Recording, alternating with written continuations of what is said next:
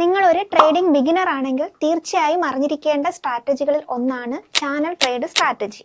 മാർക്കറ്റിലെ trend and opportunities മനസ്സിലാക്കാൻ വേണ്ടി ചാർട്ടിലെ ലൈൻ ഉപയോഗിക്കുന്ന സ്ട്രാറ്റജിയാണ് ചാനൽ ട്രേഡ് സ്ട്രാറ്റജി.